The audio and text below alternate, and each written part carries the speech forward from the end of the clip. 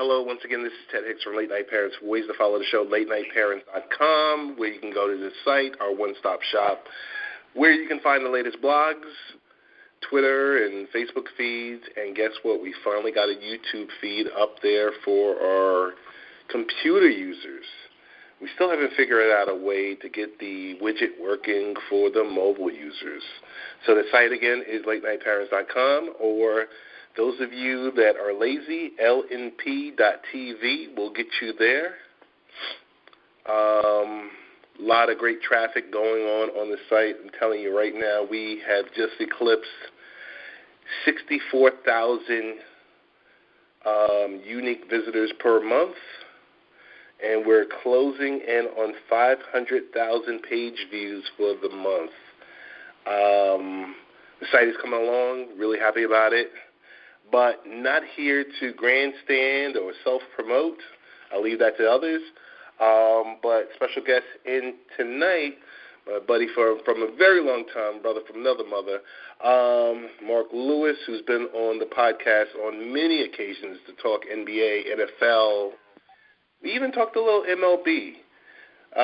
We usually leave the NHL and PGA and EPL for Todd Bascom. But Marc, welcome once again to the show. Hey, Ted, welcome. I'm welcome. Hey, I'm glad to be here. Good to be back on your show. Good to hear the wonderful stats about LNP. Yeah, the stats have just been fix something called Google Mobile Response. The mobile response feed. Finally got it fixed. Finally working. Not sure what else to say. But, yeah, the numbers finally shot up.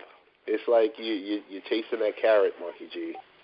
And you're chasing it, and you want to know what's going on, and all of a sudden, boom, it just hits. But got to tell you, how's the family? Oh, family's wonderful, as always. Thanks. I appreciate it. They're big and growing and into so many things now. School has started, so it's a whirlwind. I'm sure many can relate with a couple of teenagers and a couple of one pre-K and one kindergarten. So back into the swing of things as of a couple of weeks ago. So lots of busy weekends. School got back. School kicked in a little bit earlier for you. Well, did it really kick in for you? Well, I know the Deep South. Yeah, the Deep South. I mean, I know Carolina has like the off, like they go to school in the summer. Like they'll have a couple of weeks off in the summer. It's a little different. It's kind of traditional here. We pretty much start on Labor Day, after Labor Day, I should say. Okay. Compliments of our wonderful Governor Larry Hogan here, who restored that a couple of years ago. So yeah, now a couple of weeks in, and which is good because it allows us to take advantage of the summer traditionally, like most folks do in the country. So yeah, back in the swing. And for those of you who don't know who Larry Hogan is, the governor of Maryland? Republican governor of Maryland, that is correct. Okay. So, well, and the reason I mentioned that, not to be critical one way or the other, but locally here there's a lot of chatter because obviously in a couple of weeks we have an election. Right. And traditionally Maryland has been a blue state over the years, and there's a lot of hubbub about the upcoming election. There was a gubernatorial debate last night on TV, so not to belabor the point, but it is high fodder here right now. So. Right. No. But we're slated to talk sports, but I want to touch upon this a little bit because, and it was so funny because when I was talking with Todd a couple of days ago, and I said we don't talk politics because that day we were talking boxing, we were talking welterweights, heavyweights, we were talking about the kind of like the aftermath of the Joshua fight. But I wanted to say that probably one of the few political things I weigh into, I do bash Agent Orange on the Sunday night show every now and then, but I would say it's good to shake things up. it's good, meaning some of these career politicians getting voted out in primaries, I think is a good thing. I mean, I probably haven't felt so strongly about term limits because we look and we see some of our members of Congress not doing too much, sitting there in 5 and 6 terms and just, sitting around like a fat cat. Yep. So I like the fact that you have some of these upstarts, some of our future leaders, whether they're on the left or the right, that are coming in and shaking things up and getting the people excited. Because I tell you, people really, as of late, well, I won't say as of late, as of the last few years, they haven't been excited. They haven't been excited. It's kind of like ho-hum, wait for the usual craziness every day. The cable news is just runs and runs and runs through whatever the latest story is. So I like the fact that you have a blue state and you have a governor there who's a Republican. Because I kind of feel sometimes, Mark, you get to hold their feet to the fire. Yep. Because if they don't do the right thing, they know they're out. Sure. Oh, absolutely. And even specifically here, the current governor has appealed to both Democratic and Republican. As the traditional blue state has been over the last pretty much 50 years in this state, which is pretty much a good thing. I think, obviously the larger presidential election a couple of years ago, I think we have to give the Donald some credit here because had he not been elected president, I think you may not have had that stimulant in these new candidates, new upstart candidates, and right. that have been popping up all over the country in gubernatorial and other races in the country. So, depending upon where you stand, and it's fine wherever you stand, it has sparked change. And I know everybody's heard the phrase, change is a good thing, and it is. So, anything that could spark a change, and let's be real about it. I mean, prior to that, we had 8 years of one candidate, and a lot of times that kind of gets monotonous and run its course somewhat, and that could contribute to, some of the complacency, if you will, that a lot of folks have complained about on the other side of, the Democrats, if you will. So I think there's been an influx of younger folks who have been interested in the presidential and just politics in general. Obviously, social media has had a big impact on it. So I think we're at a good place now where folks are more invested and a lot more knowing of situations politically, whether it's locally, nationally, or a combination of both. And that's only a good thing because folks will end up, getting educated about things and investigating, and the more people know, the more you know, the better it is. A little knowledge is good for everybody. So, we'll see what will happen this next, month and a half. Not just in my state, but multiple states, right? That will kind of be the prerequisite to 2020, if you will, right? That is true. You're talking about, Senate seats and House of Representative seats, and things can sway a different way. But what's clear is people are in tune and they're taking action, and that's all the democratic system is built for and built up. So I continue to be positive about it and be optimistic about it, and if folks go out and vote, that's the main piece right there. If you're educated, and I'm not talking about with the bachelor's or with the master's, or you just get educated in these local candidates, because the big brouhaha is usually every 4 years. This is going to be that pendulum shift where it's a midterm, but we're probably going to see record numbers. Oh, yeah. You know, I read something today, and I sent something out to a chat room that 55% of millennials are planning to vote. That's between the age of 18 and 35 are planning to vote at the midterms. 55%. That number is through the roof. You know, I guess with us being, you know, older, we're like, 55%, that's it? No, that's key, because that's the demographic. Those are our future leaders right there. Precisely. Those are our future voters. Those are the people. If they show up, you remember all those years ago when it used to be about rock the vote, get out, register, do this, do that. Mm-hmm. You haven't seen that enthusiasm since we had the the Obama initiative happened. Sure. Where it was that get out the vote. But you know what? We can sit and talk politics. I'm telling you, I'm thinking about doing some type of 30-minute pod, maybe bi-weekly, sometime in the future, and then we just sit and chop it up to talk about it. Sure. But we're here to talk about, I call it Football Stories Volume 1,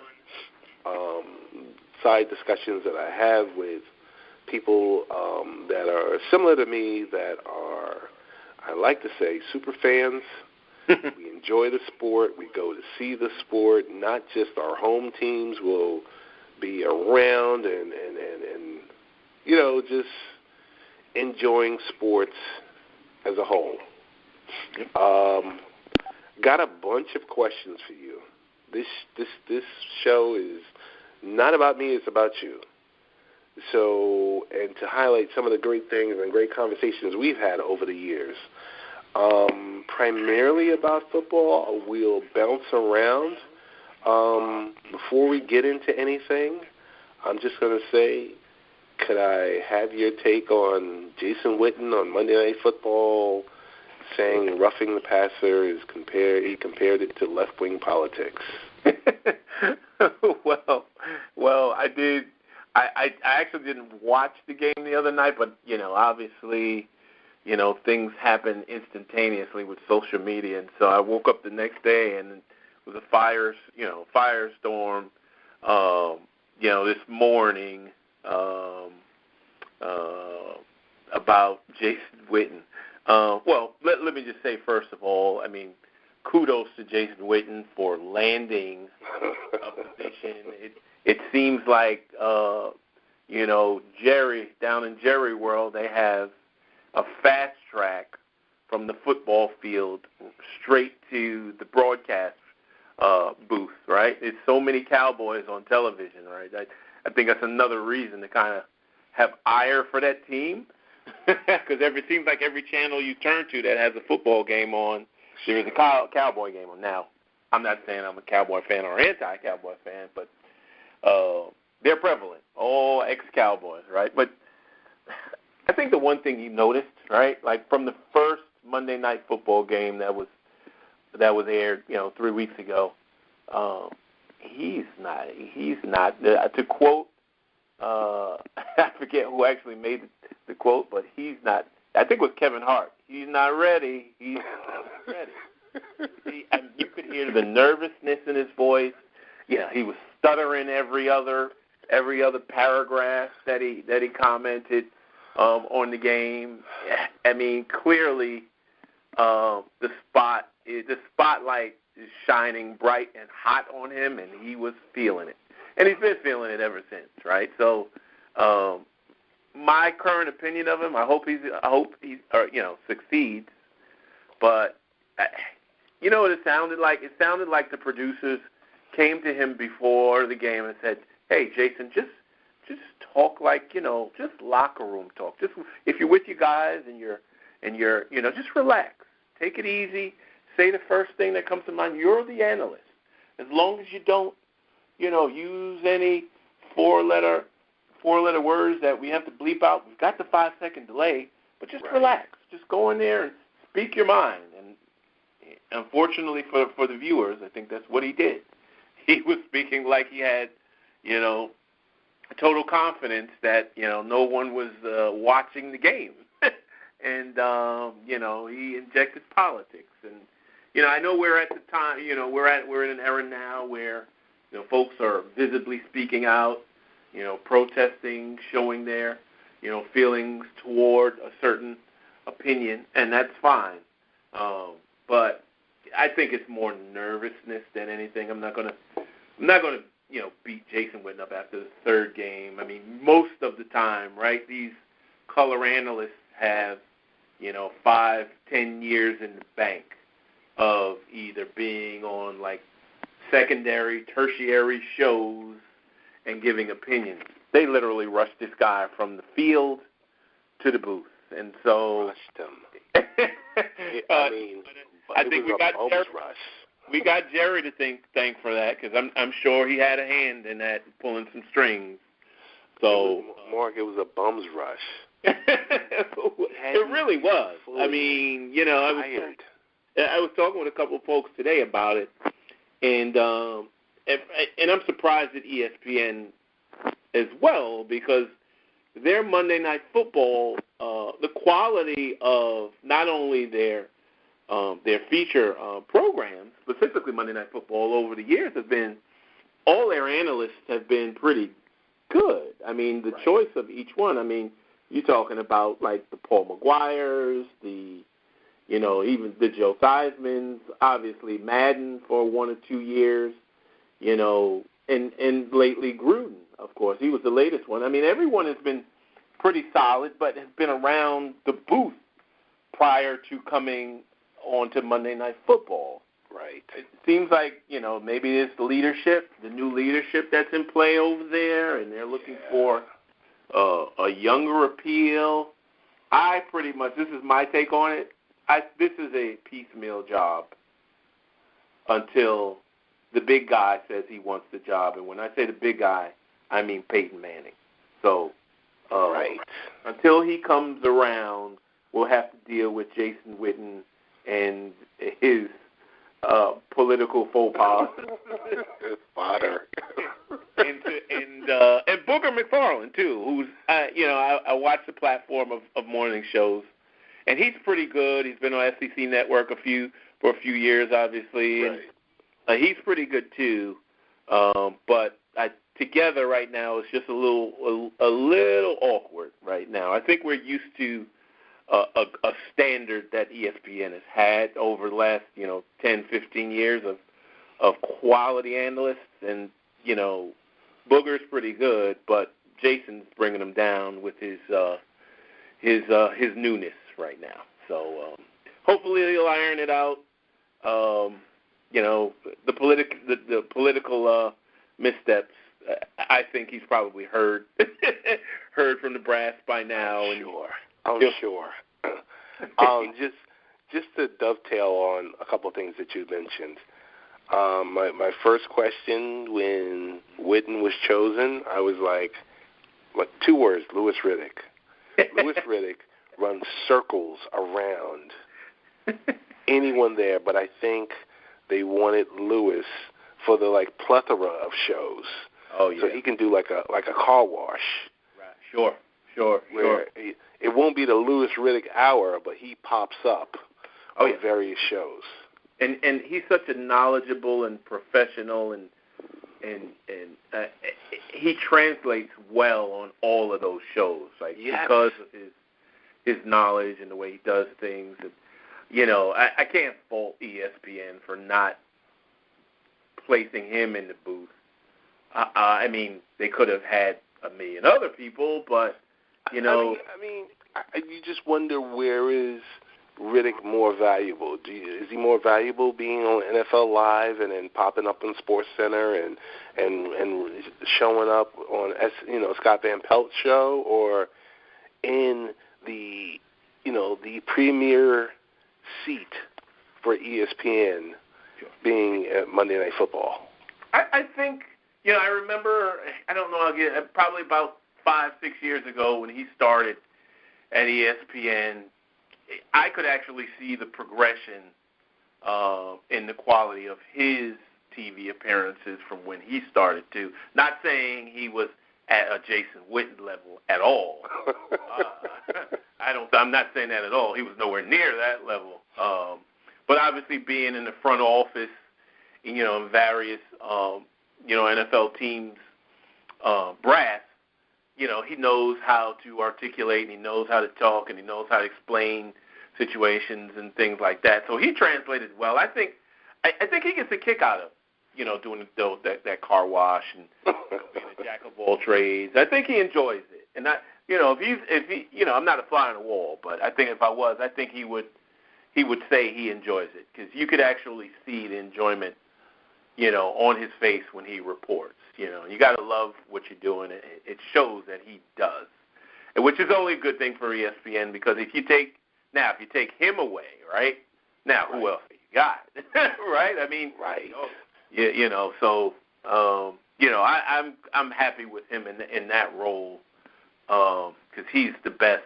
But I do feel bad for him, because it always, I know there were a couple of job openings for him in the NFL, and he got passed over. So it always seems like he's the underdog for some reason. But, I wish him nothing but success, because he's a true professional. I enjoy watching him on the different platforms, without a doubt.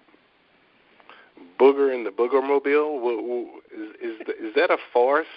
Are we going to be subjected to 10 years of him as the field analyst, elevated 15 feet in the air, jetting down the side? I mean, I don't know. He you know what? He seems like just like a NFL.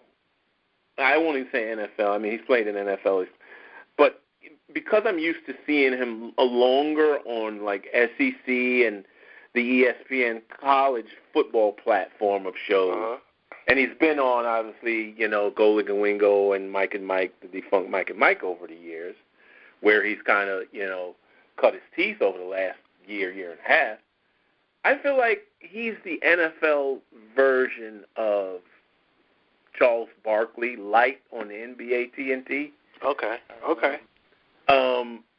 Obviously not to that extreme, because Barkley has had, a Hall of Fame career, which has translated smoothly and transferred smoothly into his broadcasting career. And, of course, he's always been that type of outspoken character that, we've come to know and love or not love. Booger is kind of the defensive tackle, right? He's kind of an unknown guy. Played with Tampa Bay, won a championship that year with Gruden was the head Gruden was the head coach.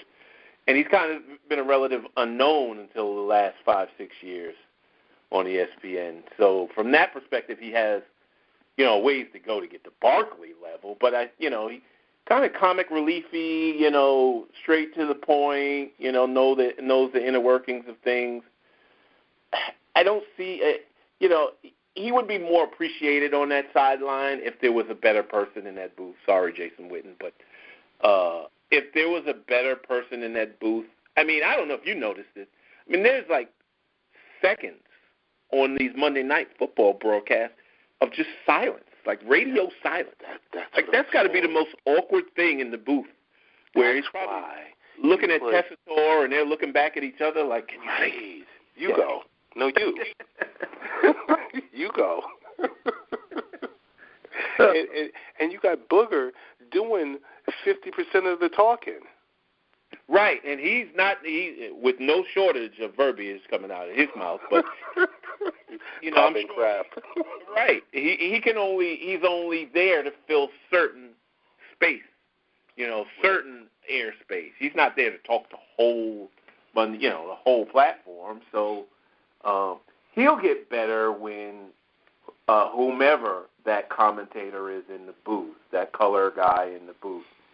Joe Tessitore. Well, Tessitore's been on ESPN for years, right? Like he's done boxing, he's done college football, he's done poker stuff. Like he's a preeminent guy over there, and he's another guy that he's not doing a bad job. I think he's doing a good job. It's just, the lion's share of the enjoyment of a broadcast, especially Monday Night Football, really emanates from your color commentator, your analyst, right? I mean, we were spoiled. Like, I could go back years, right? Like, John Madden has been that guy.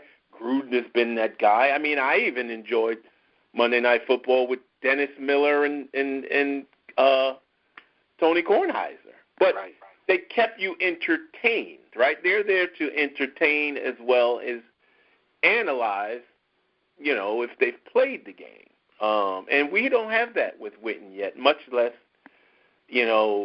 having to wait for him to get his steps underneath him. So, it's going to take some time. I don't see Witten as in, a luring type Madden guy or an intense Gruden guy to keep that interest for most, non-necessarily football lifers that are watching.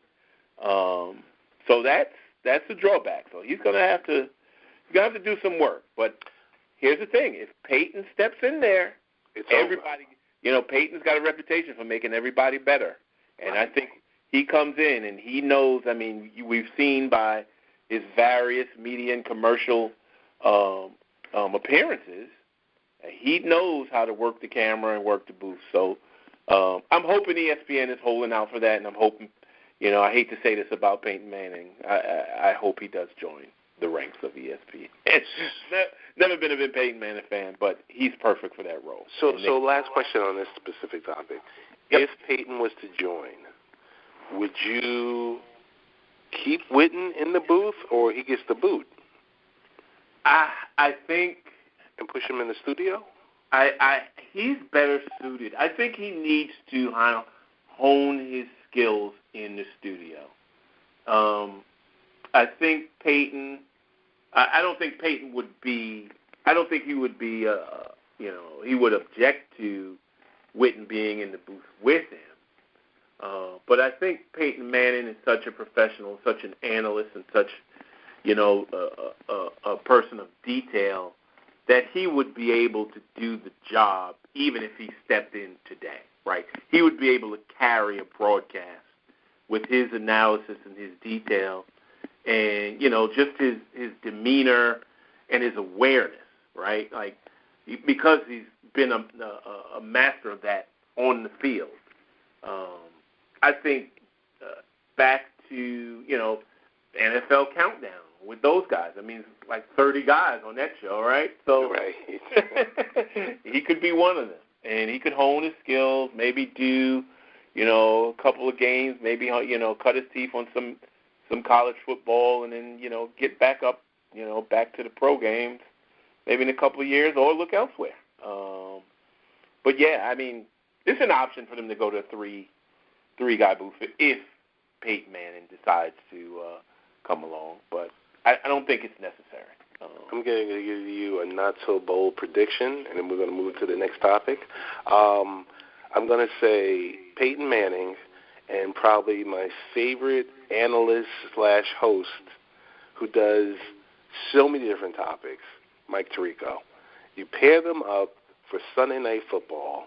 Mm-hmm. That means Al Michaels retires in 2020, and Chris Collinsworth, you send him somewhere.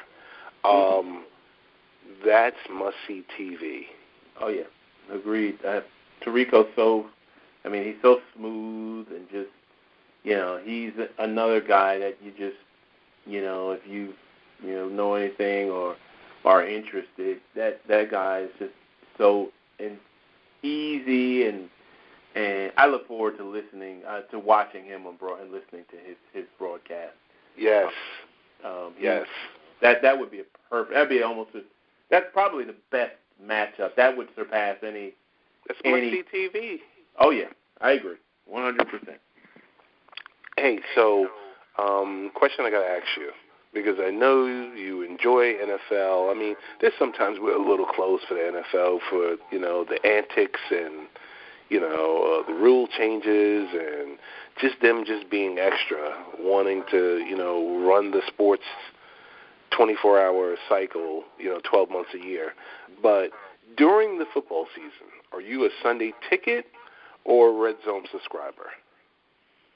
I am a Red Zone subscriber.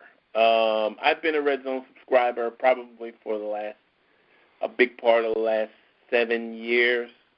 I have had Sunday ticket probably about before that 7-year period. So when it just started out, obviously it's come a long way since, even in that 7 years since I've had it. But I'm a Red Zone subscriber. Now, the Red Zone is a very good channel if you want to catch a few games, but you don't want to. It's the lazy man's way out, the easy way out. Yes.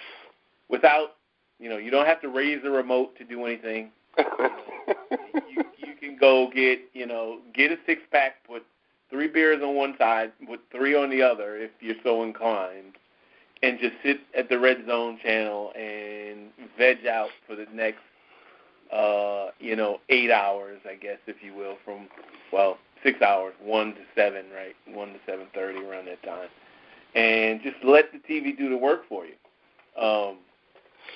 The Sunday ticket, I don't have issue with the Sunday ticket. I loved it when I had it, but you got so many remote clicks you got to do, so that's more manual labor on your part, right?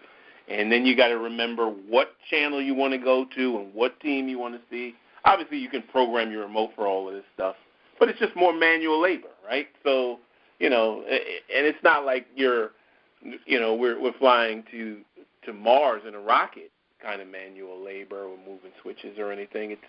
I know I'm kind of making a big deal out of it, but Red Zone channel has been pretty good. I have no complaints over it. I actually prefer it because I can't necessarily sit down and watch a whole game as much as I have going on in life now. Right.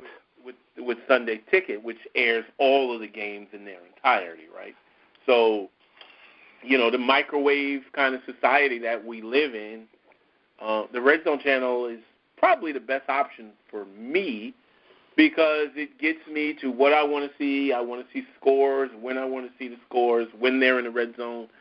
I used to have a saying that the host's name of the Red Zone channel, he's my homeboy. Only because he was the only thing religiously I would watch on TV. And gotcha.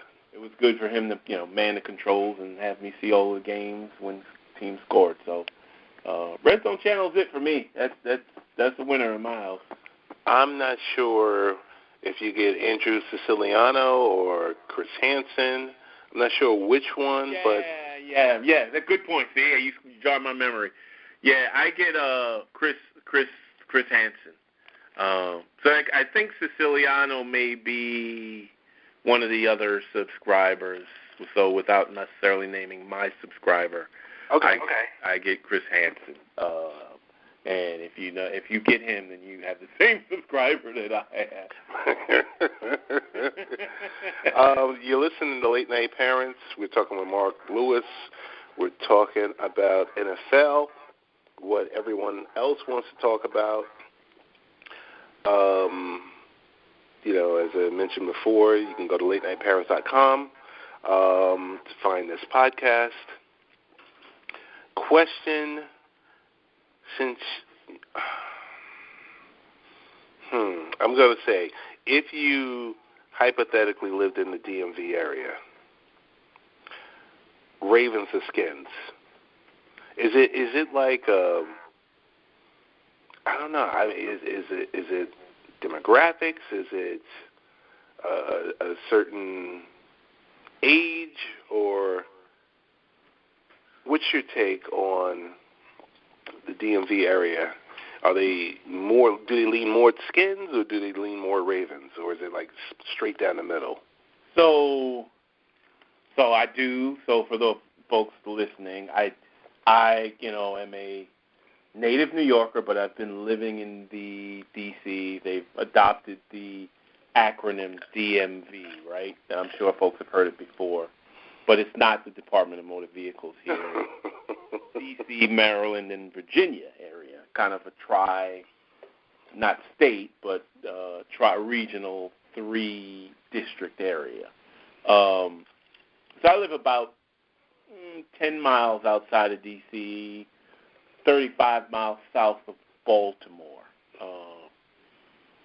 Now, I got to tell you, the Redskins pretty much dominate the D.C.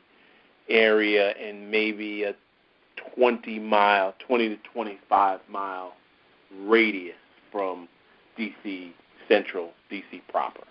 And obviously, trickles out to certain areas. But, I mean, being that the Redskins have been the mainstay here 4 years before there was even a Ravens team, since the Ravens, kind of came from Cleveland, back in the 90s, the Redskins have had a stronghold on this D.C. area for the most part, and obviously Cowboy fans, which are a natural rival. The Ravens, because they've had more recent success, a couple of Super Bowls,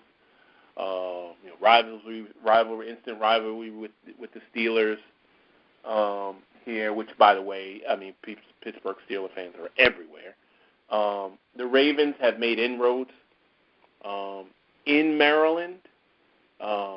If you were to go just outside of that 20-25-mile radius that I was referring to before, with Redskins fans firmly in place there, I mean, everywhere. You see purple and gold and black or whatever their colors are everywhere. I mean, they're diehard Raven fans once you get outside of Prince George's County up into Anne Arundel County, which kind of is in the middle of Baltimore and Prince George's, if you want to look at it on a map. But once you get up there, I mean, that's Ravens territory, everywhere you go. Now, from a venue perspective, with the burdensome traffic here that we have, obviously football games every Sunday add to that. The interesting thing about the Redskins and FedEx Field is it's been this ongoing kind of pseudo tug of war, rumor mill deal if the Redskins are going to leave FedEx for where they currently are in FedEx in Maryland and go to a more ritzy area in Loudoun County, Virginia. I always refer to FedEx as Giant Stadium South.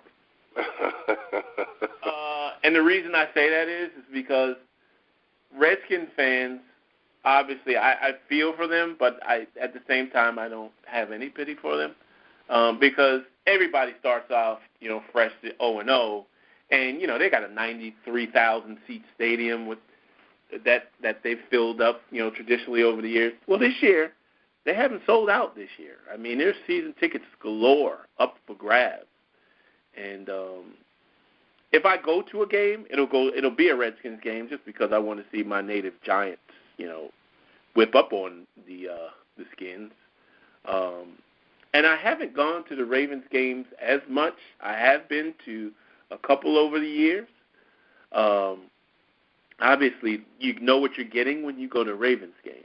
Redskins game, you'll get this false sense of confidence every year and every beginning of the game, and you got some great tailgates out there and go-go's being played in the parking lot and everybody's dancing and having a good time, but usually the Redskins showing on the field after the second and third quarter is not too becoming, and that's why I call it Giant Stadium South, because the Giants used to come down here and take the wind out of their sails, and you're firmly planted in one of those 93,000 seats, and you turn around in the fourth quarter and look outside the stadium, and you see a sea of brake lights of all the Redskins fans leaving in the fourth quarter. It's entertaining to go to Redskins games. Not so much with Ravens games if you're looking for atmosphere, but if you're looking for product on the field, historically over the last 10, 15 years, it's been the Ravens.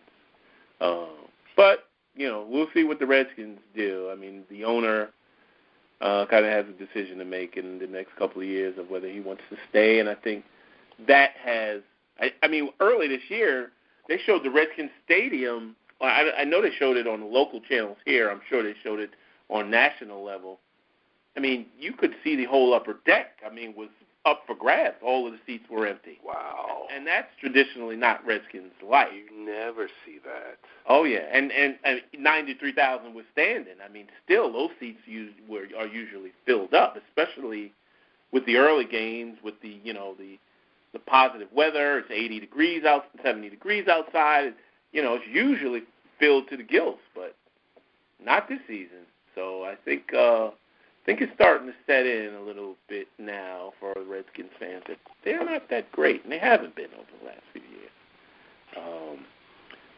But I will still go to the game depending upon who the opponent is. So I will go see the Giants when they visit.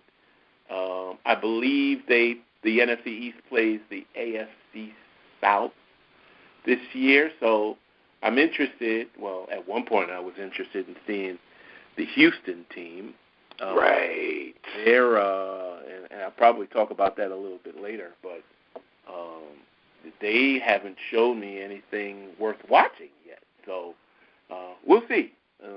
We shall see. FedEx is a unique place. But Baltimore, if you want amenities around the stadium and you want to walk to Harbor, Baltimore is your place to go.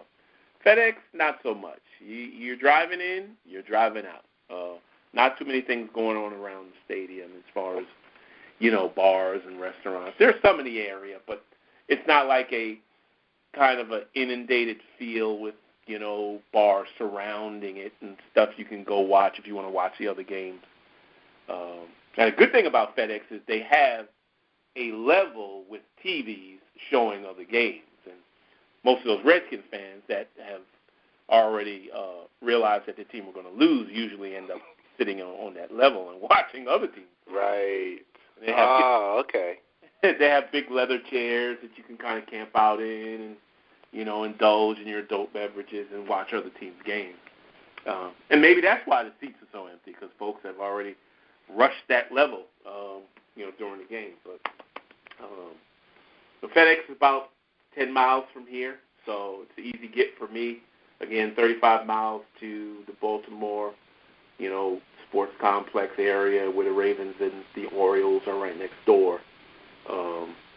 But I usually frequent FedEx, if you will, just because of proximity.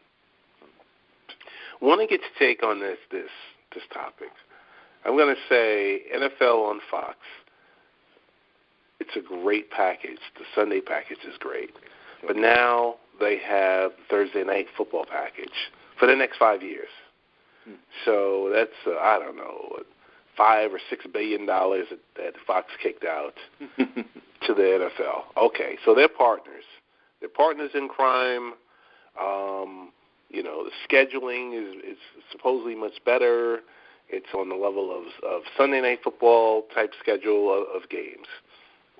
And as we're going to see upcoming, we're going to have the Rams and the Vikings. Okay? With all of that being said, tell me how weird this is. You have Fox Sports, which is working well with the NFL. They're streaming Game Day Prime at 11:30 at night. Yep. On NFL Network and syndicating it on Fox channels across the nation. But then at the same time, you got Fox News that saddles up with President Trump, ripping NFL football players for kneeling for social justice issues, but he always seems to conflate it and say it's for disparaging the flag. So how can you have one organization, which is Fox, and it's split two different ways? Because I say Fox News is less about the news and more about opinions. But does that arrangement sound weird or kludgy, or is that just me? No, nope, it's not just you. I don't think it sounds. It is weird, but in a profound kind of way, it makes a whole lot of sense. With all of this political, the whole take a knee, everything that surrounded that. What's kind of been ignored, largely because of everything that's been happening, that's been media-worthy with regards to football, is no one's talking about the ratings in general for the NFL have kind of gone down over the last few years, right? And so, a lot of it prior to the entire, the protest, if you recall, there was a movie called Concussion that the NFL wasn't too happy about. Right. And the whole concussion issue, I think that was one of the major reasons for, and obviously that trickles down to, Pop Warner leagues and everyone changing, safety rules and concussions that way, parents being concerned about their kids playing football. The ratings kind of went down. But and Mark, I want to jump in here. Sure. Because I want you to hold that thought for a second. Because I want to put in a full disclaimer. You were dead on. I have a son who's playing youth football that I cringe at every game, at every helmet-to-helmet hit, at every time I see an 11 or 12-year-old laid out, and I kind of question, why am I doing this? Oh, yeah. I can't imagine. Go ahead with your thought. I just had to throw that in there. No, you're spot on. I mean, I have a couple of sons. My oldest plays in high school now. He's almost 17, and he's been playing, and he's already been injured, not necessarily concussion-wise, but other things that are going to happen. At one point he had a separated shoulder already a year ago. Every parent out there should have genuine concern. But then at the same time, dominoes start to fall, right? I think back then, that was a couple of years ago with the concussion, maybe 2 years ago, year and a half, 2 years ago, and then you could probably extrapolate that there were negotiations going on between the NFL and they were going to pay, top dollar for these broadcast games. Now, obviously, we're just the little guys here, and the NFL is big business, and big business gets behind closed doors with other big business. I don't think it's out of the question to state that, maybe conjecture, may not be, but I don't think it's out of the question to look at, Fox kind of going all in and putting this onus on themselves to push the NFL on every network, every channel, every outlet that they have in the wake of the lower ratings, in the wake of, our president being good friends with a lot of people in the league over there, in the wake of, all of these protests. I don't think it's far-fetched to say that was probably the best match for the NFL, was to put it on Fox. They were so concerned about ratings. Fox is probably their best buddy right now, and it makes a lot of sense with, politically, with everything kind of swirling. Fox has pushed their chips all in with the NFL this year, and I don't know if you've noticed. I think I have. The other thing to remember here is this: the players themselves, lashed out at this concept of Thursday night because of injury, because of the inability to get ready for, the week prior and all of those things. I don't know if you noticed, there's been an uptick in the quality of games that have been shown this year as opposed to last. Like the first two games, Ravens-Bengals was a pretty competitive game, the entire game, for week one. Jets and Browns, whether you think, whatever you think of the Jets and the Browns, the bottom feeder of the league traditionally, it was a pretty competitive and intriguing game if you were a Browns fan and if you were a Jets fan. And with Baker Mayfield it was a competitive game. Now we got Vikings-Rams up in a couple of days. You got Captain Andrew Luck against all of a sudden the average-looking Patriots, Eagles-Giants. I mean, I also don't think it's a coincidence that they have up the ante in the quality of these games on Thursday night. So that plays into Fox, into their play for every game this year too. So I think when you start doing the math, I mean, it all kind of logically makes sense. The NFL partnering with Fox. Fox is throwing all of these upper-tiered games now on Thursday nights. And, oh, by the way, now we get a little bit more of, and you can take this how you want to take it, you get a little bit more of Joe Buck. Now, Troy Aikman, I prefer, but, Joe Buck is, he's everywhere because he'll be on baseball playoffs in a couple of weeks, and he'll be with us on every Thursday night. So it just makes sense, and I'm not surprised that Fox is, and by the way, Prime Video as well is being kind of simulcast on Prime Video as well, so you could do that on Thursday nights too. But yeah, it makes a whole lot of sense. I'm not surprised at the progression of things, including the quality of the matchups every week. Makes a whole lot of sense. Gotta put your GM personnel hat on for the next question or two. I'm going to say this name, Leveon Bell. He's 26, 27 years old. His game checks are $885,000. Ooh, man.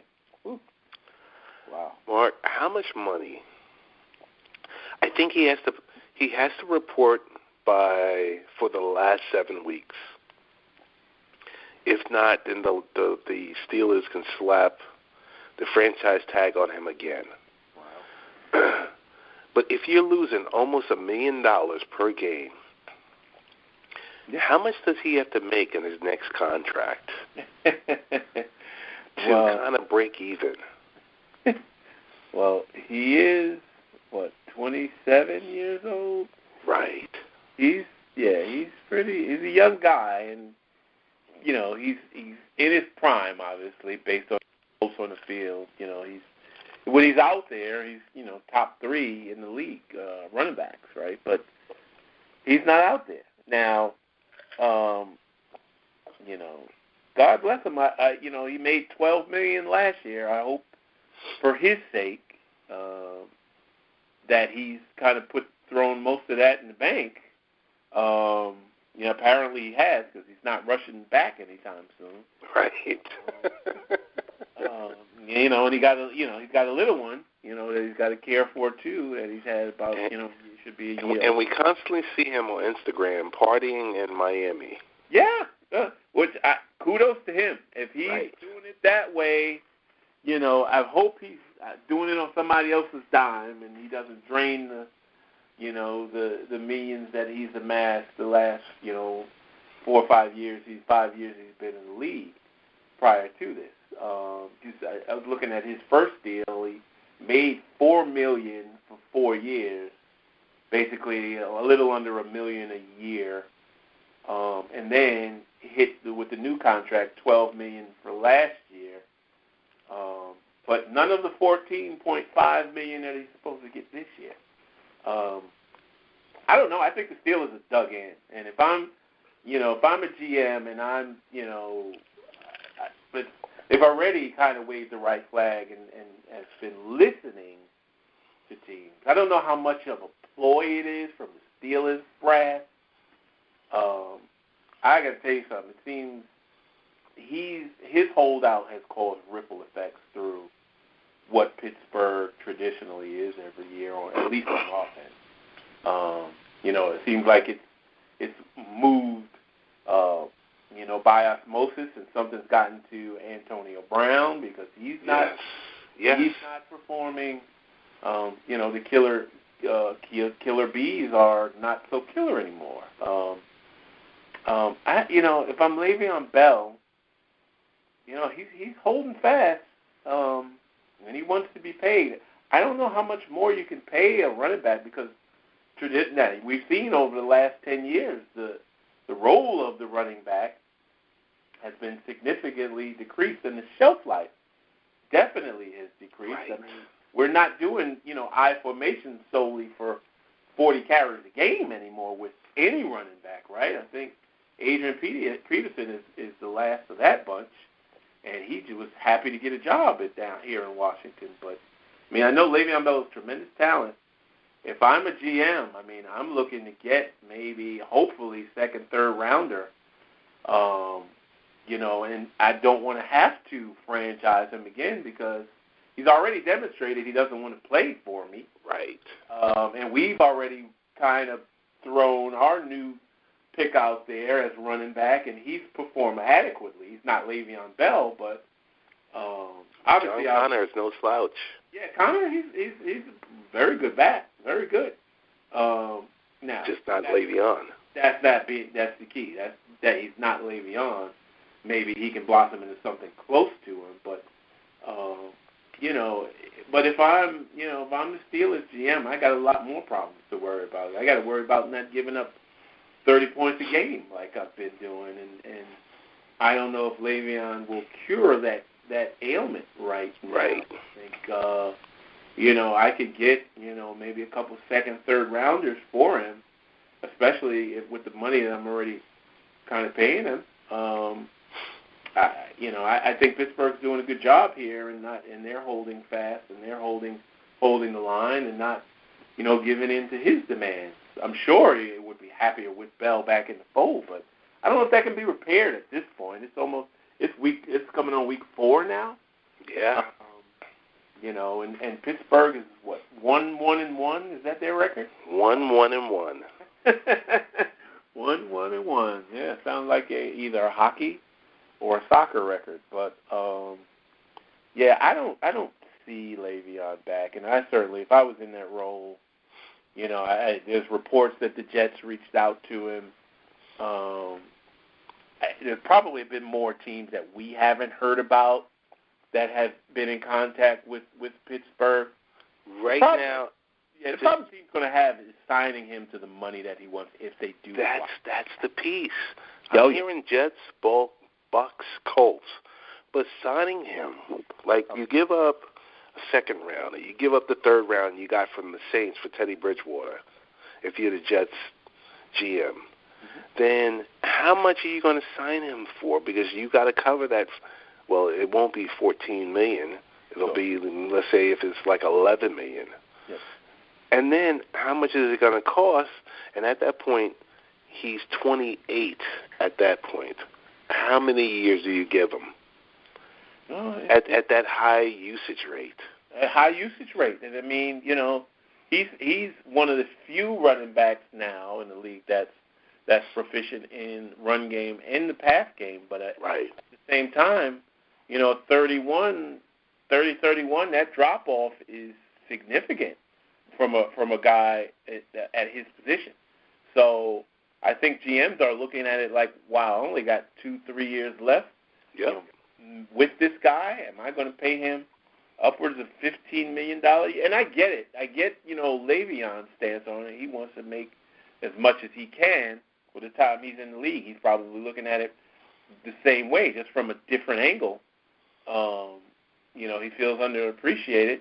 I get it. But, you got to realize running backs are not, listen, left tackles quarterbacks, linebackers, and pass rushing specialists are the highest paid guys. And then you got wide receivers in there now, too.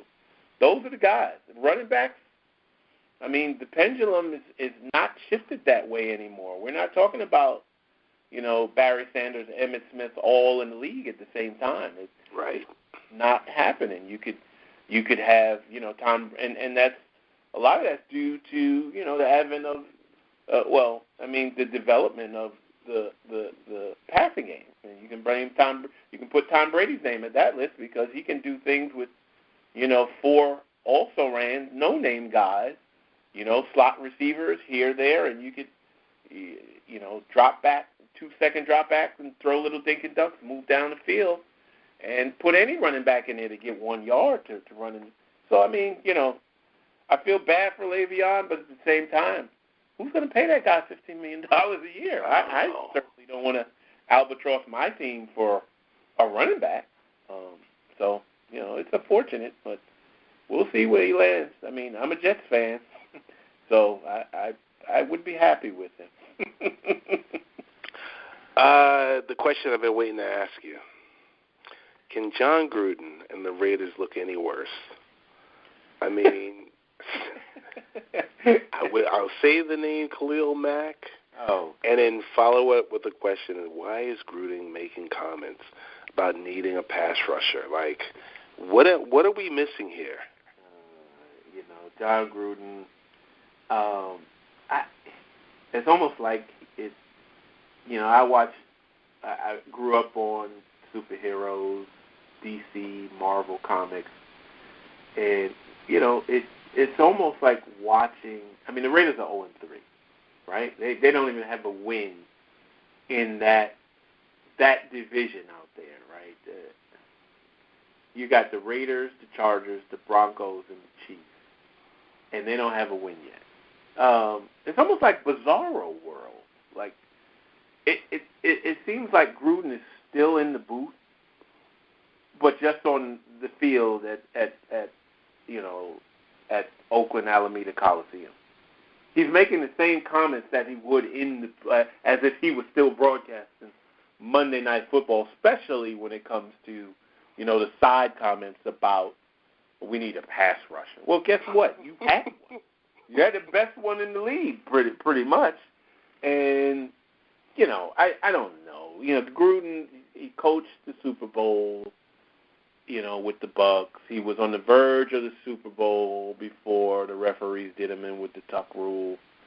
So he's coached in the 90s, which, as unbelievably as it sounds, 20 years ago now. Right. And so, when you look at it from that perspective, he came up under some kind of older style coaches with different older philosophies. And I think he's kind of brought that attitude into the Oakland locker room and is trying to implement that kind of thinking that 20 years ago with roots back to before that into a younger, at one point we were talking about the Raiders like they were going to be the next team up. They were going to dethrone, the Patriots every year because we were excited about Card. We were excited about the offense. We were excited about Khalil Mack and had some defensive players over there, and they looked really good. But they've regressed. And, they signed Marshawn. Hasn't really paid dividends yet, even though he's a, hometown guy. And Gruden was supposed to be that next spark this year. But it hasn't worked out. It seems like it's gone the other way. It seems like he's kind of been rough. I haven't been in that locker room, but I don't hear anything positive coming out of there. Like, we're happy that Gruden's here, and it seems like the opposite. It seems like the hard-nosed coach, the non-players coach, who is, taking all his film room, ESPN stuff, and just getting on guys' the wrong side of guys' nerves. And it hasn't paid dividends. It's almost like he wants to put his I get it if he wants to put his stamp on his team. But it's not going to happen when you trade your best player. It's just not. Now you've prolonged the situation for probably another year, year and a half. I don't know what's happened with Amari Cooper. He's kind of, regressed as well. Yes. I just don't know what Gruden is bringing that's positive and uplifting in to the fold. It seems like everything he's pulling out of his hat hasn't been working, and it certainly hasn't garnered any wins yet. But he's got his this lofty deal that he's got from Mr. Davis's son, and he was the chosen one. So he's in it for the long haul, it looks like, but it doesn't look at immediately like it's paying dividends. And it's unfortunate because I think, this is the Raiders last year in Oakland, right? They're moving to Vegas, so they got work to do. They got a lot of work to do. But they got to start by getting a win, and they also got to vindicate themselves and replacing. You can't replace Mac, but you got to get something back because that defense wasn't that great before. The shining star of that defense was Mac, and Mac went on to prove them wrong immediately in that game with the Bears on. Was that Monday night? Oh my goodness, yeah. I mean, he had to be kicking himself. I don't. Right now, I think everybody's kind of puzzled who may be in the Oakland locker room, but certainly outside in the rest of the league, people are looking at Oakland like, what's going on here? And that's unfortunate.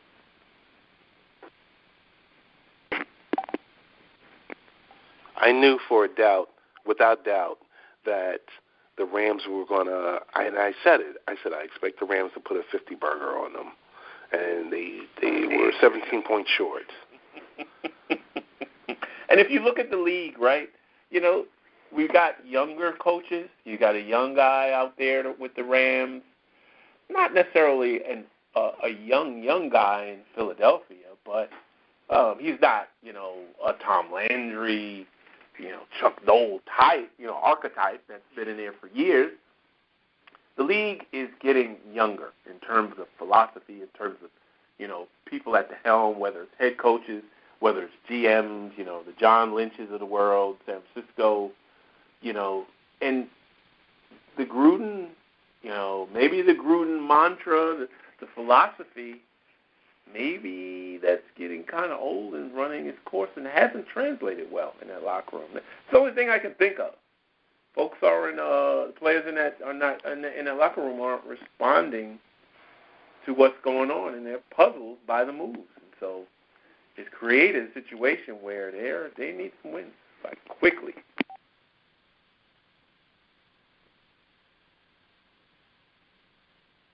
Were you sold on Baker Mayfield, the whole Baker Mayfield era, and him getting picked number one? Because I kind of wasn't too impressed. I kind of thought, from what we saw, flash in the pan. But from what I saw in the second half against the Jets, I was seeing the second coming of Drew Brees. I was going to say more the second coming of Drew Brees, less of a bust. What were you thinking? I would tend to agree with that. Yeah. I think I'm there. I think, here's where I stood on it, and I'm probably more harsh than you in my opinion of him coming out of college. I thought he was Johnny Manziel all over again. Probably a better passer in terms of Manziel, but I thought, this was the Johnny Manziel draft number 2 that Cleveland has made, and when they picked him number 1, that was a surprise. I did not think he was going number 1 at all. I thought, one of the other Joshes or even Sam Darnold, because folks were talking about Darnold since the year before he actually came out, he was the chosen one to be number 1. So I did not see the Browns drafting anybody drafting him number 1.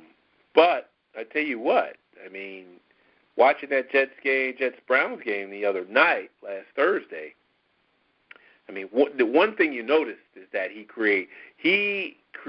came in and spark the team. Tyrod Taylor has been a serviceable quarterback with Buffalo over his career, and a lot of folks were upset and didn't take the release of didn't take Tyrod Taylor leaving Buffalo that well. Really surprised by it, and he had a starting role. He was named the starter when he got there before they drafted Mayfield.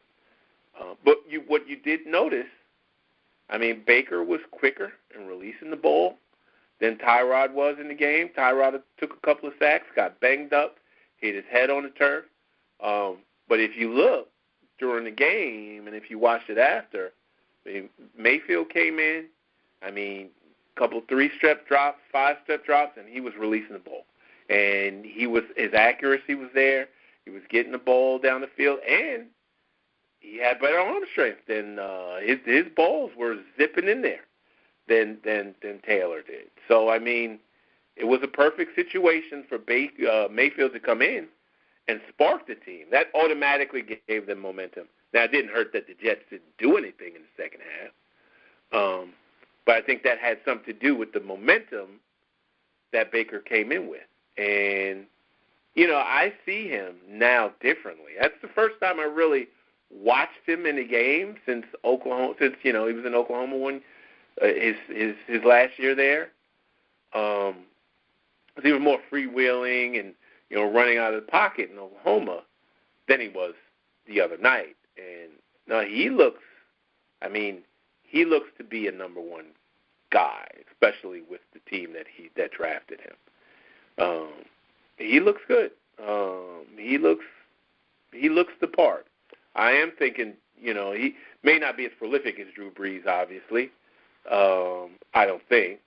Drew Brees, we're talking about top 5 quarterback of all time now, I believe. Right. But he looks to be in that vein. His size and stature. He had, his accuracy. I think he has a stronger arm than Brees had when he came out of Purdue, when he was with San Diego. So, the sky's the limit. If they build around him, he can definitely be successful in the league. I see him a lot different than I saw him. He's not Johnny Manziel, definitely. But he's their star. If I'm the GM, he's the starter for the rest of the year as far as I'm concerned. Gotcha. Honorable mention and full disclaimer, Pat Mahomes is my starting quarterback in my fantasy football league.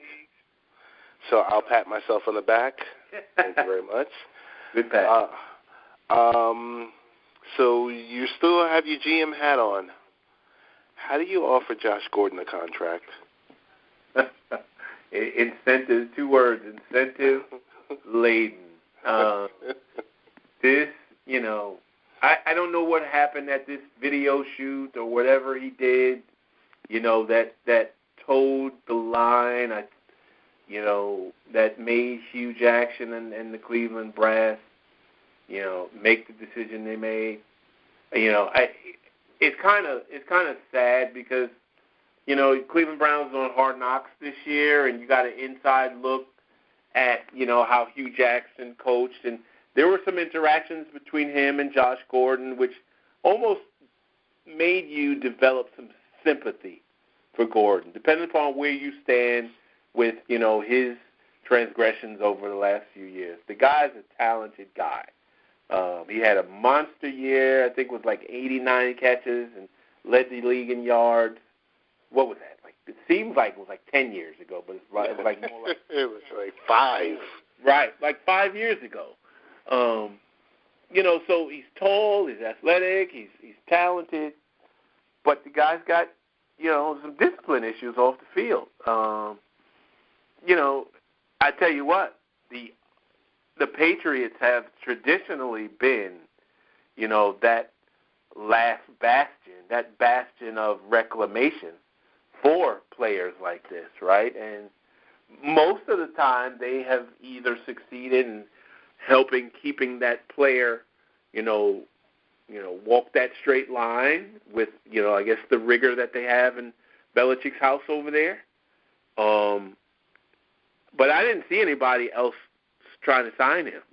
The Patriots are the perfect place for him. If he's going to succeed, if he does well, and he keeps his nose clean over in New England, he'll help Tom Brady. But it's got to be after this year. If he's a free agent, if he does well, anything given to him, offered to him, has to be incentive laden. And I'm talking about, you get this much for, this many catches, this much for touchdowns. I'm laying all kind of breadcrumbs, breadcrumbs in that contract, man. I mean, because it seems like that's the only. If the Patriots succeed, then to me that would be emblematic of that's the only way that you have. I don't want to use the term keeping people in line, but that's the only way you kind of keep him focused and on the field, because he has off the field issues. So you got to control that part of it. The players like that money. So if you put it in the contract and say, hey, you got to do A, B, and C for this money, hopefully the player will understand it and get it. And, he's with a team that, perennially has playoff aspirations. Right. And hopefully that will change his mindset, too, and playing with a more professional team. I'm not being downtrodden on Cleveland. But, I mean, listen, it's Cleveland versus New England. There's a difference in professionalism and the way teams are handled and run. So hopefully this will be a positive experience for him. But, man, you got to layer that thing with just, incentives galore in there. And that's the only way you do it. Unfortunate for him, but hopefully he gets his stuff together and, have a successful season so he can entertain some other offers next season. We got 3 hot-button questions for you. Cool. I'm ready. All right. You have the option of saying, I pass. First question. This is the Me Too era. We see it every day. We see Me Too pushing back against infractions and things that have been done and perpetrated against women, sexual assault issues and all the above. So my question to you is, how is Michael Irvin still employed with the NFL Network? Wow. How is he untouchable? How have there been so many different lawsuits when he was named, and he's still smiling, shucking and jiving, 9 a.m. Eastern Time on the NFL Network with his Sunday, his Saturday night suit on a Sunday morning? He is a human feline, which means he literally has 9 lives. This guy I read about a story back in 2011 where he was about to get carjacked. And, the assailants ran up on him with guns drawn and everything, and were about to pull him out of the car. Saw that he was Michael Irvin and said, you know what the assailant said? I'm a Cowboys fan. You're Mike Irvin. Sat there with him for about 25 minutes, talked Cowboys with him, and then drove off without taking his car. So, that tells you something. This guy's got, either 2 angels on his shoulder at all times or something. He's Mr. Untouchable. And not even counting all of the allegations of, harassment that he's endured over the years. I know NFL Network is being sued. I don't know. He's walking in the grace of someone up there, and obviously, Me Too has a long cane that they can reach back to years. Maybe they won't be successful the next year, 2 years, but I think we've seen today in popular culture that they can reach back over years and actually grab somebody. Right.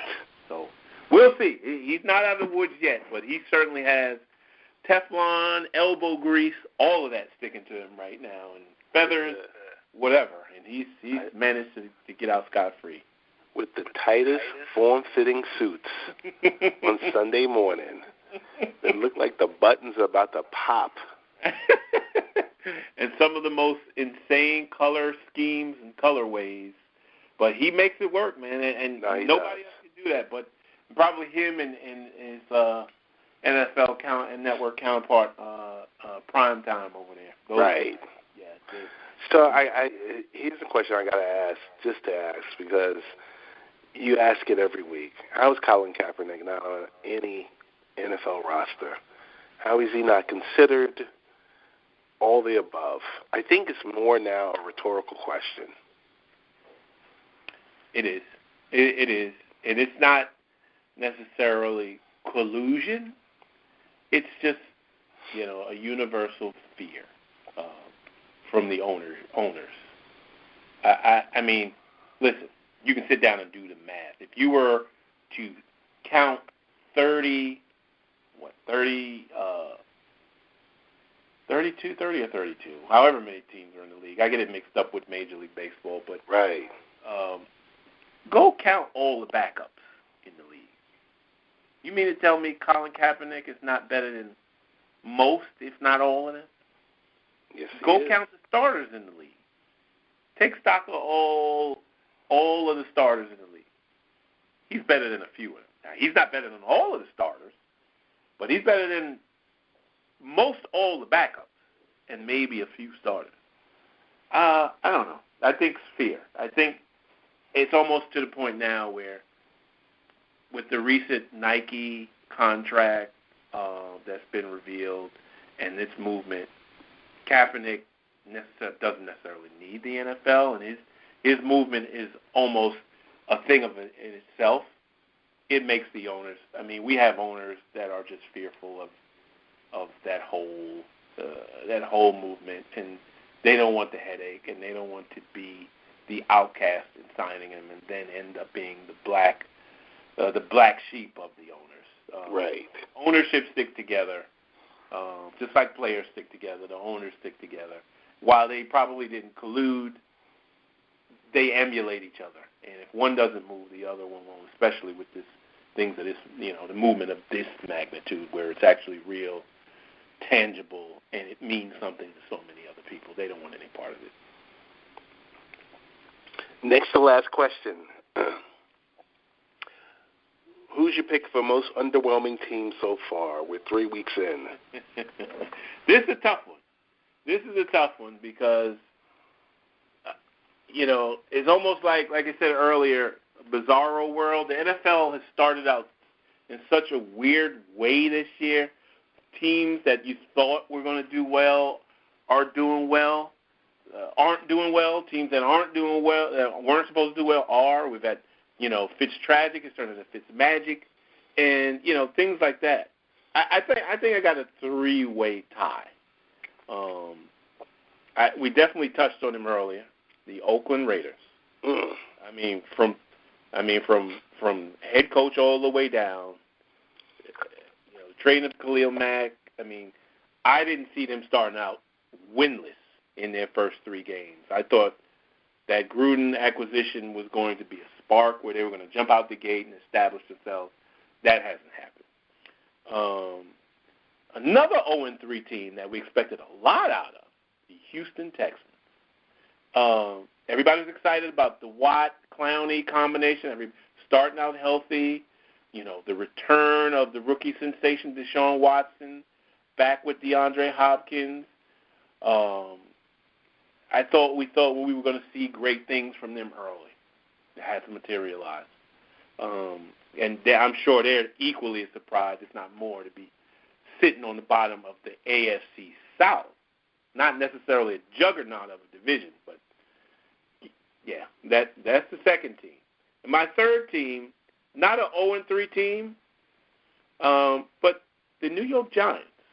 A lot of hubbub about, ODB signing his new contract. They're keeping Eli. They didn't draft the backup quarterback. They did draft Saquon Barkley, instant offense. The Giants got it. No one said they were going to win the Eastern Division, clear cut. But I thought we were going to see better of them in the first 3 games. and it just hasn't materialized. I think they found something in their last game, but they're probably a third of the three teams, a clear third of the three teams I've mentioned: Raiders, Texans, and the Giants. But they all need to get it together soon. Last football-related question I'm going to ask you, and we had a good joke about this in the chat room. My boy Money Marvin Lewis, how is he still alive as the second longest tenured head NFL coach? How does he operate without a GM? So he's de facto GM and head coach. That is the riddle of the Sphinx, my man. I have no answer for that one. I apparently he is so well respected in Cincinnati. He's like a father figure to many of those players on that team that have come and gone over the years. But I know you can recall this. I can recall at one point, like Cincinnati, you talk about, Josh Gordon and all this off-the-field stuff. At one point, Cincinnati was the laughingstock of the league. Like, yes. Every week somebody was getting arrested or getting in trouble with the law or getting caught with, drugs or whatever it was. It seemed like every week. And he kept his job since then. So, I don't know, man. He's another one that's got, lucky rabbit's foot in his pocket. Unbelievable. It's unreal. Listen, Marvin Lewis has been a Super Bowl winning defensive coordinator. As a coach, probably not as grand in stature. But Mark, the crazy thing, he's got a favorable overall coaching record. Wow. But you wouldn't know. Yeah, you certainly wouldn't. Even at a 100,000 foot level, when you think of that division, you usually think of Pittsburgh and Baltimore. You don't necessarily think of Cincinnati as like the cream of the crop of that division. You don't think they would have. That's why I don't think of Marvin Lewis with a winning record. Wow, that is amazing. He's another magician out there in Cincinnati, and apparently they like mediocrity because that's what he provides. Marvin, while he's going to survive, he does just enough. I tell you what, though, if they get to the playoffs this year and they don't win, I think this year he's out of here after this. Because think so? That's the stat, right? That's the telling stat. He has not won a playoff game. He's not in 16 years. Man, we would be gone if you and I hadn't won a playoff game in 16 years. We wouldn't be there 16 years. No. No matter what team it was. 16. But I applaud him. Just think about this. We're New York fans, New York Jets fans, are ready to obliterate Todd Bowles. Oh yeah. Yeah, the Pitchfork crew, Pitchfork gang was out after the Cleveland game last week. Right. Anybody familiar with the original Jets mantra with Joe Walton as the head coach in the Joe must go. That has been adopted for every Jets coach since, and if it was Marvin Lewis, no playoff wins, it would be adopted for him to Marvin must go. Yes. Yeah. Crazy. Oh my goodness, had a ball, Mark. Your wealth of NFL knowledge. I won't even tap you until the basketball season, because that's when you really go nuts. Well, I appreciate the nuts part of it, but it's you and I will go back 20 some odd years now, and it's these shows. It's like just us talking. That's what it is.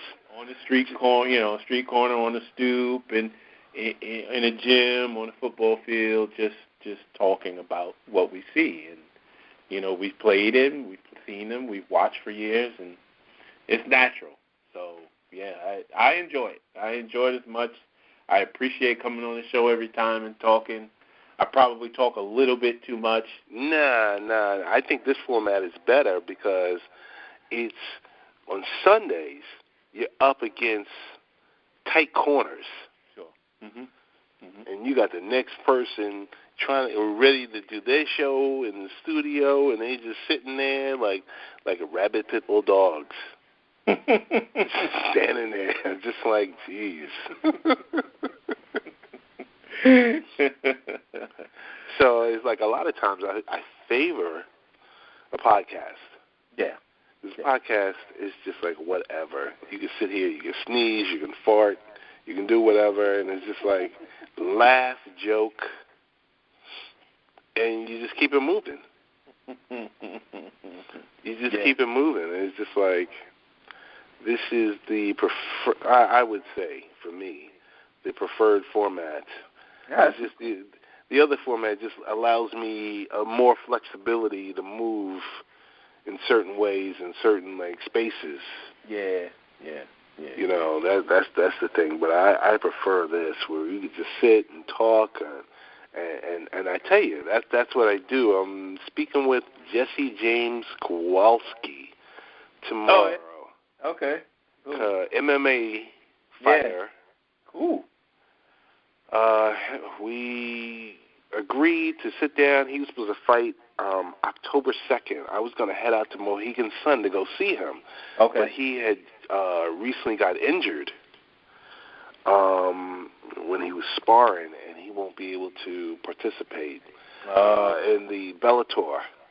It was a Bellator card that's coming, like I said, that was going to be in Connecticut. And I was going back and forth with his manager, talking with him, like, okay, we're going to do this. We're going to sit down and do a long-form conversation. Let's get everything out, and then play snippets of it on the show. Oh, cool. You know, but other than that, I know we're gonna talk more business offline, probably tomorrow, to see if we can. I mean, is Oakland even still an option? We got to talk about. Oh yes, yeah. After the other night, I was like, oh, I got to get the hell up out of here. Let me know. That's no pressure, but right. You know, yeah. So we got to figure that out. Because I know we had a couple other friends that were thinking about attending. Mm-hmm. But, you know, they were trying to look and see. So there's got to be a little bit of pushing on their end to find out if they're going to go or not. If not, I mean, there's Vegas. But I really, last comment I'm going to make to you on this podcast is we got to think about Atlanta. Atlanta during the Super Bowl. Yeah. Hey, you know, the Super Bowl, is it in... It's in Atlanta. It is in Atlanta. You're right. It's in Atlanta. It is in Atlanta. And I was talking to Tana. I said, it's in Atlanta. I said, we just get inside the venue. It's not even about sitting in the end zone. You're going to be running around. February 3rd. Yeah. February 3rd. So, keeping those good things in the burner. And, dude, as always, we will be talking. Hey, what's best ways on social media to get in contact with you? Oh, all right. Yeah, that's good. Good point. So, Instagram, I am Shun of Galaxy, Shun, SHUN _of _Galaxy.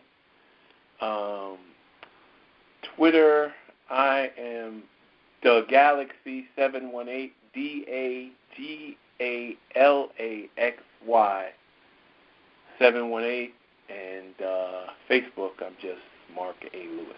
So, all right. Mark, as always, thanks to you once again for doing this, and we shall talk. Well, we're going to talk offline sooner than we do another one of these discussions. Thanks again, brother. Thanks for having me, man. Take care. All right. All right.